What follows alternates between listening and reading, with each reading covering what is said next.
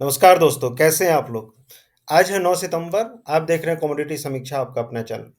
आज के इस वीडियो में हम चर्चा करने वाले हैं इलायची के ऊपर और जिसमें हम बड़ी इलायची और छोटी इलायची दोनों के बारे में चर्चा करेंगे क्योंकि जिस हिसाब से बड़ी इलायची और छोटी इलायची के भाव पिछले कुछ दिनों से काफ़ी ज़्यादा वोलेटाइल बने हुए हैं, तो मन में एक संशय है कि आगे चल के प्राइस कहाँ रहेंगे? अगर देखा जाए प्राइस पैटर्न के हिसाब से तो एक काफ़ी अच्छा रिटर्न जनवरी-फ़रवरी में मिलते हुए दिखा था। छोटी इलायची में भी, बड़ी इलायची में भी आप देखेंगे भाव किस हिसाब से छोटी इलायची के 2900 3000 तक जाते हुए दिखे थे। बड़ी इलायची के भी भाव अगर आप देखेंगे तो 1700 साढ़े 1700 तक जाते हुए दिखे थे। लेकिन जनवरी के बाद से जो गिरावट है अभी तक प्राइस चढ़े नहीं है और मन में एक बहुत सारी चीज़ें हैं कि जो भाव हमें मिले थे जनवरी-फ़रवरी में वो भाव दोबारा मिलेंगे कि नहीं मिलेंगे। तो ये सारी चीज़ें हम डिस्कस करने वाले हैं, लास्ट तक आप जुड़ेंगे और जिस हिसाब से भी फंडामेंटल अभी बने हुए हैं, सारी चीज़ों पर डिस्कस करेंगे। तो सबसे पहले तो यही रिक्वेस्ट रहेगा जो पहली बार देख रहे हैं, फटाफट सब्सक्राइब करें और जो भी अपडेट्स रहता है सब्सक्राइब नहीं करेंगे तो आपको अपडेट मिलेगा कैसे? तो स्टार्ट करते हैं छोटी इलायची से और बात करते हैं क्या सप्लाई भी मार्केट में बनी हुई है। मैं बहुत सारी चीज़ें नहीं बताने वाला हूँ आपको मेन चीज़ बताऊँगा और ज़्यादा डिटेल के लिए आपको जुड़ना पड़ेगा मुझसे सीधी-सी बात है। अगर सप्लाई के साइड से अगर आप जाएँगे, मैं निकाल रहा था डेटा और डेटा निकालना मेरी आदत है, हमेशा निकालता हूँ मैं डेटा और इसके हिसाब से मैं देख रहा था, अगर पैटर्न देखेंगे, अराइवल्स का आवक की पैटर्न देखेंगे, तो अभी छोटी इलायची की जो सप्लाई है मार्केट में काफ़ी ज़्यादा बढ़ चुकी है। अगस्त में मैं देख रहा था, अगस्त में अगर गवर्नमेंट के नंबर देखेंगे तो 3000 टन के आसपास 3000 अ, 79 टन के आसपास की सप्लाई बनती हुई दिखी थी, यानी कि 3080 टन मान के चलिए कि सप्लाई बनते हुए दिखी थी और पिछले साल के कंपेयर में अगर आप देखेंगे तो ये 71% ज़्यादा है। यानी कि अगस्त में छोटी इलायची की सप्लाई 71% तक बढ़ती हुई दिखी थी और इसका एकमात्र कारण है कि जो प्राइस सस्टेन करते हुए दिखे हैं, अगर आप इंट्रिंसिक वैल्यू देखेंगे छोटी इलायची की तो 1200 से लेके 1500 रुपए के बीच में रहती है, लेकिन अभी भी भाव जिस हिसाब से 2500 के ऊपर ट्रेड कर रहे हैं, 2400 के ऊपर ट्रेड कर रहे हैं, ये भाव बहुत जनरली कम ही मिलते हैं। तो इन स्तरों पे जो भी तेज़ी आ रही है, जो भी उछाल आ रहा है, जो भी किसान है, व्यापारी हैं, अपना माल निकालने के लिए इच्छुक हैं। लेकिन सप्लाई के साइड से एक चीज़ मैं आपको और बता दूँ अ, ये 3080 टन तो आपको अगस्त में ज़रूर दिख रहा है, लेकिन अगर आप जनवरी से लेके अगस्त तक की बात करेंगे, तो जो टोटल सप्लाई मेरे हिसाब से निकल के आई है, आप जाके खुद भी कैलकुलेट कर लेंगे, 16,000 टन के आसपास की सप्लाई आई है और पिछले साल इसी टाइम पे जो सप्लाई आई थी, वो 18,000 टन के आसपास थी। तो पिछले साल के कंपेयर में 16,000 और 18,000 यानी कि इस बार लगभग-लगभग 10% कम सप्लाई मार्केट में छोटी इलायची की आई है। इसका कारण भी है अगर आप प्रोडक्शन के हिसाब से जाएँगे तो प्रोडक्शन मैंने आपको दिखाया था, मैं जनरली ये वीडियो बनाते रहता हूँ, लोगों को बताते भी रहता हूँ और प्रोडक्शन के हिसाब से जाएँगे तो इस बार 25-26 में जो प्रोडक्शन है पिछले साल के कंपेयर में लगभग 5,000 टन कम रहने की संभावना है। मेजर जो प्रोड्यूसिंग कंट्री हैं, जैसे ग्वाटेमाला हुआ, ठीक है? उसके बाद वहाँ पे जो प्रोडक्शन की सिनेरियो निकल के आ रहा है, काफ़ी कम प्रोडक्शन की संभावनाएँ निकल के आ रही हैं। मैंने आपको बताया भी था और जिस हिसाब से प्रोडक्शन आप देखेंगे इंडिया, इंडोनेशिया, ग्वाटेमाला, नेपाल ये सारी कंट्रीज़ से जनरली प्रोडक्शन होता है, सबसे ज़्यादा प्रोडक्शन होता है। अभी क्या चल रहा है, अभी आपके ग्वाटेमाला की बात करेंगे तो ग्वाटेमाला में अभी हार्वेस्टिंग का टाइम है और जनरली सितंबर से लेके मार्च के बीच में ग्वाटेमाला में जो पिकिंग होती है स्मॉल कार्डेमम की, छोटी इलायची की, वो पिकिंग होती है, यानी कि इस टाइम पे सप्लाई मार्केट में काफ़ी ज़्यादा रहती है। तो ग्लोबल सप्लाई मार्केट से लगातार निकल के आ रही है। अगर आप इंडोनेशिया की भी बात करें तो इंडोनेशिया से भी अगस्त से लेके दिसंबर तक के बीच में काफ़ी ज़्यादा सप्लाई रहती है। लेकिन इंडिया की बात करेंगे, इंडिया में सप्लाई का क्या कंडीशन है? मैं देख रहा था रेनफॉल स्टैटिस्टिक्स और इसके हिसाब से मैं देख रहा था जो छोटी इलायची सबसे ज़्यादा होती है आपके केरला में। केरला में बारिश को लेकर समस्या अभी भी बनी हुई है और आप खुद ही देखिए कि केरला में क्या सिचुएशन अभी चल रहा है। केरला में जो इडुक्की मार्केट है, इडुक्की मार्केट में आप देख सकते हैं कि लगातार रेड, येलो, येलो, येलो यानी कि लगभग आप देखेंगे तो बारिश काफ़ी ज़्यादा कम है और ये सारी चीज़ें कहीं न कहीं प्राइस को लगातार सपोर्ट करती हुई रही क्योंकि डोमेस्टिक प्रोडक्शन इस बार एरिया तो कम है ही, उसके साथ-साथ जो यील्ड है पिछले साल के कंपेयर में कम रहने की संभावना है और ये सारी चीज़ें सपोर्ट करती हुई दिख रही हैं। लेकिन इसके साथ-साथ मैं आपको एक चीज़ और बताऊँ, सारी चीज़ें एक साइड में आपको साथ में जो सीज़नैलिटी रहती है, किस महीने में भाव बढ़ते हैं, किस महीने में कम होते हैं, ये भी आपको देखना ज़रूरी है। और इसके हिसाब से देखेंगे तो प्राइस सीज़नैलिटी हमारी ये कहती है कि अगस्त-सितंबर में जनरली भाव कम होते हैं और हुए भी थे। अगस्त में थोड़े कम हुए, उसके बाद सितंबर में भी कम हुए। भाव जो बढ़ना शुरू होते हैं, अक्टूबर ऑनवर्ड्स बढ़ना शुरू होते हैं। इस बार एक चीज़ और है, इस बार त्योहार जल्दी आ रहे हैं, ठीक है? और इस बार 2026 में रमज़ान भी जल्दी आ रहा है, तो एक्सपोर्ट की डिमांड भी लगातार मार्केट में बनी हुई है। डोमेस्टिक डिमांड तो बनी हुई है। ये सारी चीज़ें कहीं न कहीं सपोर्ट करते हुए आपको छोटी इलायची में दिख रही हैं। इस बार मैं देख रहा था एक्सपोर्ट का भी जो नंबर आया था, जून में एक्सपोर्ट बढ़ते हुए दिखे थे।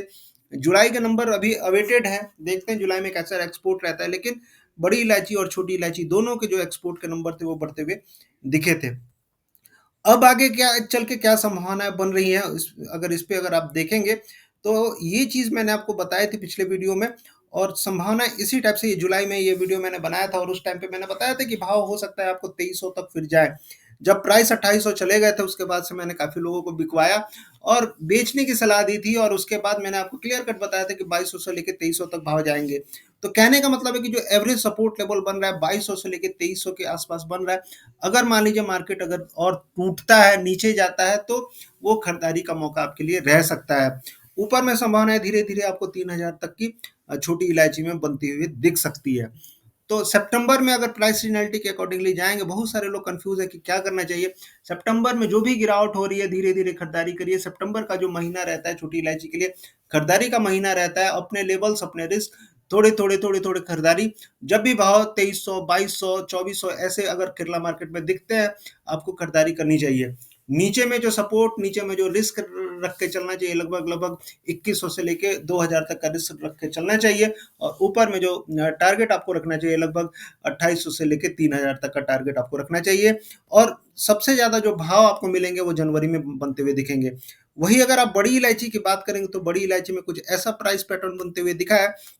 भाव 2015 से मैंने मंथली प्राइस निकाले थे और इस टाइम पे अगर आप देखेंगे 19 से लेके 23 तक प्राइस एकदम एक तरह एक दायरे में ट्रेड करते हुए दिखे थे और ज़्यादातर टाइम पे जो प्राइस थे, आप देखेंगे तो 700 से नीचे ही ट्रेड करते हुए दिखे थे। लेकिन मार्च 2023 के बाद एक अच्छी खासी तेज़ी आती है और मार्च 2023 के बाद जो भाव बढ़ना शुरू होते हैं 1700 के आसपास भी भाव ट्रेड करते हुए दिखते हैं।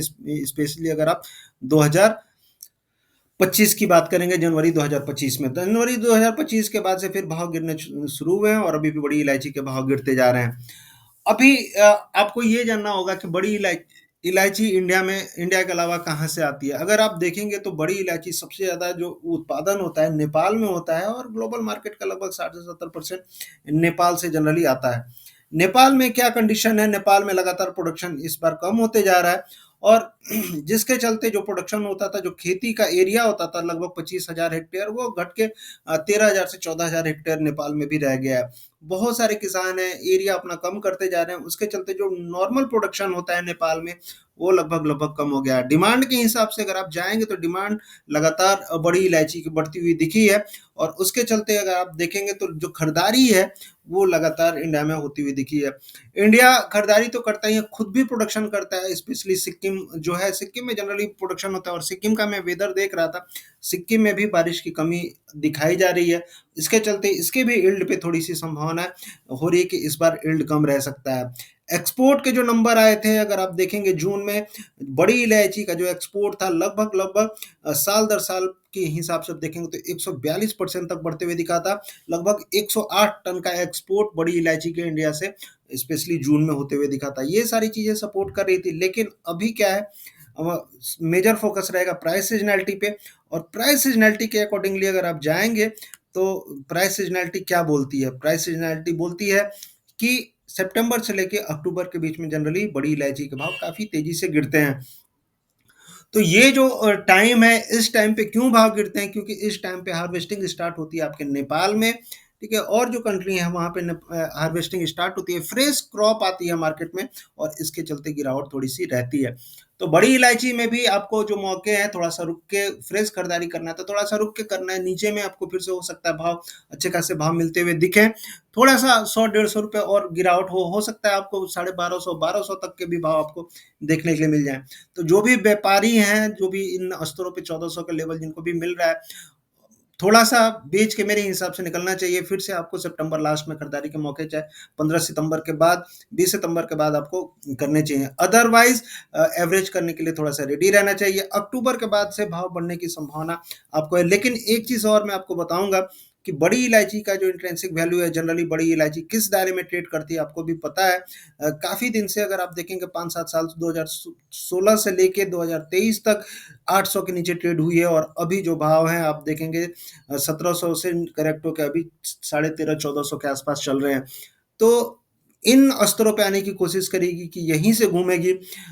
ओवरऑल अगर आप देखेंगे तो प्राइस पैटर्न में बनाते हुए दिख रहा था। इसमें आप देखेंगे तो मूविंग एवरेज अगर निकालेंगे 14 दिन का, सॉरी 14 सप्ताह का, 7 सप्ताह का, तो बहुत सारे इंडिकेशन आपको मिलेंगे कि अभी आपको क्या करना चाहिए, किन स्तरों पे खरीदारी करनी चाहिए, किन स्तरों पे बिकना बेचना चाहिए।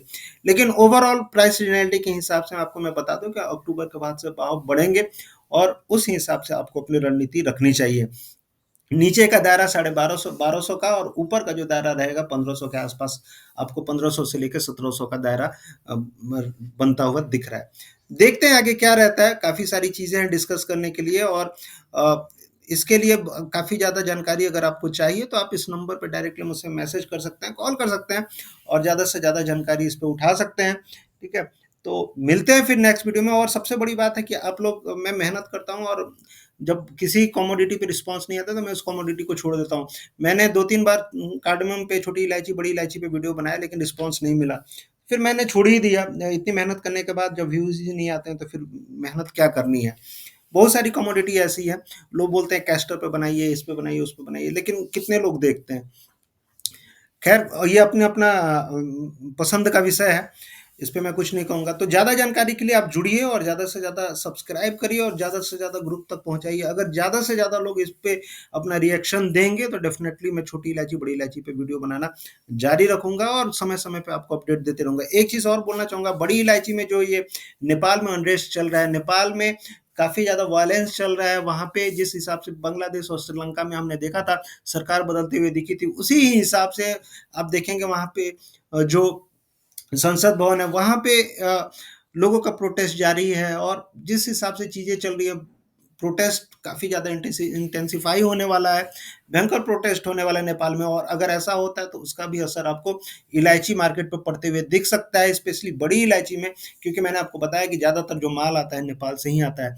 अगर ये चीज़ें अगर खिंचती हैं, 1 डेढ़ महीने भी खिंचती हैं, तो ये मेन टाइम रहता है सप्लाई का नेपाल से और अगर ऐसा होता है तो बड़ी इलायची में काफ़ी अच्छी तेज़ी आने की संभावना आपको बन सकती है। तो सारी चीज़ों पर नज़र रखेंगे, आप ऐसे ही देखते रहें, जुड़े रहें और ज़्यादा से ज़्यादा कमेंट करें। मिलते हैं फिर नेक्स्ट वीडियो में, तब तक के लिए थैंक यू, जय हिंद, धन्यवाद।